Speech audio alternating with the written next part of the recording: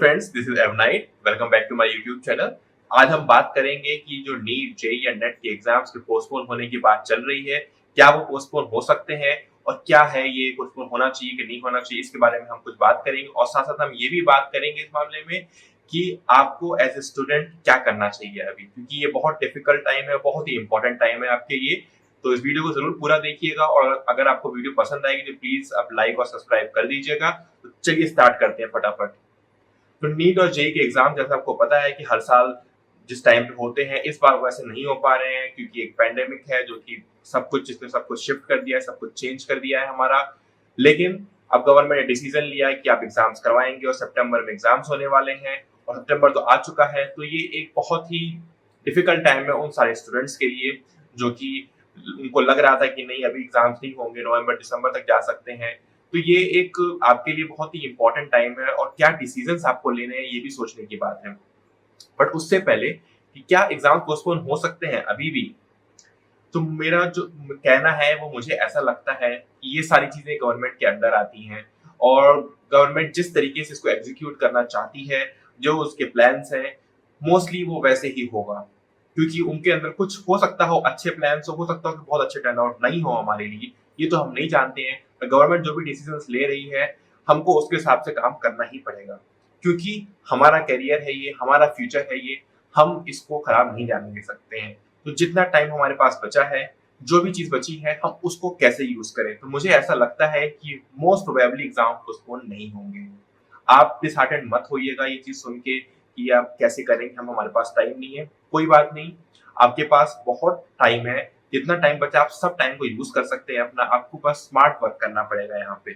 और साथ साथ आप ये याद रखिए कि आप इसकी तैयारी 1 साल 2 साल 3 साल जब से भी आप तैयारी कर रहे हैं सारे एग्जाम्स की, आपने तैयारी कर रखी है, बहुत अच्छी तैयारी करी है। आपको बस उसका एक फिनिशिंग टच देना है अभी। तो स्पेशली अब एग्जाम्स की बात आ गई है तो आप आपको इन चीजों का ध्यान रखना है कि जो एग्जाम्स आएंगे, ये जो है बहुत ज़्यादा इम्पोर्टेंट है आपके फ्यूचर, आपके करियर के लिए। तो इन चीज़ों पे आप बाकी सारी क्या चल रहा है मीडिया में या फिर क्या ये होना चाहिए कि नहीं होना चाहिए, मेरा सजेशन ये है कि आप इन सब चीज़ों पे ध्यान मत दीजिए। क्योंकि इन सब चीज़ों से आपका टाइम वेस्ट होगा, इन सब चीज़ों से आप बहुत कुछ फ्रूटफुल नहीं कर पाएँगे। मैं समझता हूँ कि अगर आपको इस बात को लगता है कि नहीं होना चाहिए तो अपने अंदर से एक इच्छा आती है कि नहीं, I should oppose, that is all right. ये हम डेमोक्रेटिक कंट्री में रहते हैं, विच इज गुड। बट आप इस बात को भी साथ साथ याद रखिए कि आपका करियर, आपका फ्यूचर कोई और नहीं लाके देगा, आपको ही करना है इसके लिए। और सबसे ज्यादा इंपॉर्टेंट ये आपके खुद के लिए है।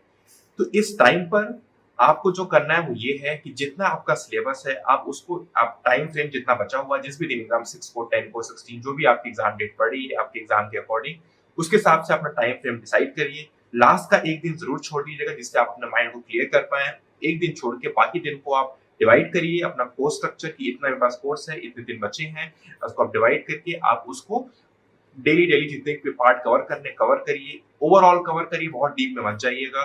सब कुछ कवर करके एक अच्छा आइडिया रख लीजिए। माइंड को अपने तैयार करिए कि हाँ मुझे एग्जाम देना है। और आप ऐसा सोचिए कि एग्जाम आप जो 3 महीने पहले देते, 4 महीने पहले देते, आपको 4 महीने एक्स्ट्रा मिल गए। आप उसको ऐसा मत सोचिए कि मुझे 1 महीना कम मिला है, 4 महीने एक्स्ट्रा मिले जो कि अब तक किसी को नहीं मिले थे। तो आप इस बात को ध्यान रख के आप इस बात को सोचिए कि कहीं ना कहीं आपको बाकी पुराने साल जैसे एग्जाम से कहीं ना कहीं आपको एडवांटेज भी रहा है इस चक्कर में। तो आप इसके बारे में आप एक अच्छा पॉजिटिव ओपिनियन बनाइए, पॉजिटिव थिंकिंग रखिए इसके बारे में। और कोर्स स्ट्रक्चर को अच्छे से समझ लीजिए, अपना जो आपको रिवाइज करना है रिवाइज करिए। लास्ट का एक दिन रखिएगा अपने माइंड को क्लियर करके फ्रेश तरीके से अपने आप को सेटल करने के लिए। और साथ ही साथ आप जब एग्जाम सेंटर्स में जाएंगे तो एग्जाम सेंटर में मास्क पहनना, ये सब चीजें मैंडेटरी हैं, बट फिर भी आपको ध्यान रखनी चाहिए कि आप मास्क बिल्कुल बिना उतारे। मेरा सजेशन ये है कि आप जैसे कि पानी की बॉटल वगैरह ले जाना अलाउड है। तो अगर आपको बहुत जरूरत नहीं हो रही है तो मेरी एडवाइस ये है कि कोशिश करिए कि आपको मास्क नहीं हटाना पड़े, क्योंकि रिस्क फैक्टर बना हुआ है। और क्यों रिस्क लेना है, अगर हो सके तो मत हटाइए, बहुत जरूरत हो तो ही आप कोशिश करिए कि मास्क हटाना पड़े। क्योंकि बाकी सारी चीजें एक जगह है, सिक्योरिटी और सेफ्टी बहुत इंपॉर्टेंट है, तभी आप आगे कुछ कर पाएंगे। तो मेरा पूरा विश्वास है कि आप सारे लोग जो स्टूडेंट्स इसको देख रहे हैं, आप बहुत अच्छा अपने एग्जाम में करेंगे। आपने बहुत सारी तैयारी की है और आप बहुत अच्छे स्टूडेंट्स भी रहे हैं, आप डेडिकेटेड हैं, तभी आप ये चीजें देखना चाहते हैं। यही से आप यही तरीके की वीडियोस आप खोज रहे हैं, तभी आप मेरे वीडियो तक पहुंचे होंगे। इसका मतलब आप डेडिकेटेड हैं, आप एग्जाम क्लियर करेंगे, आप बहुत अच्छा करेंगे। लेकिन अपने माइंड को आप पॉजिटिव रखिए, अपना जो कोर्स स्ट्रक्चर उस पर ध्यान दीजिए, आप केवल अपना कोर्स कंप्लीट करिए, माइंड को प्रिपेयर करिए, एग्जाम देने जाते समय ध्यान रखिए कि आप कम से कम चीजें टच करिए, मास्क कभी मत निकालिए, हो सके तो बिल्कुल मत निकालिए, नहीं तो मिनिमल अमाउंट का रखिए कि आप निकाला फिर आपने हाथ वाथ धो के सैनिटाइज करके वापस लगा लिया। और साथ साथ जब आप एग्जाम देंगे तो कोशिश करिए टेबल लेवल जितना हो सके कम टच करिए, वापस आके आप सारा एग्जाम दे के वापस आए, हाथ हाथ वाथ सब धो के आप नहा लीजिए, पक्का नहा लीजिए, आप इसमें कोई भी आलस करने की जरूरत नहीं है, नहा लीजिए, नहाने के बाद आप आराम से फ्रेश होके आपका खत्म हो जाएगा। तो कोई स्ट्रेस लेने की जरूरत नहीं है, कोई दिक्कत नहीं है, आप एग्जाम्स अगर आप आने वाले 10 दिन, हफ्ते भर, 20-25 दिन में आ रहे हैं, कोई दिक्कत नहीं है, आप बहुत अच्छा करेंगे। आप बस इसको ध्यान में रखिए कि आपको क्या क्या चीजें करनी है and you will do really really good.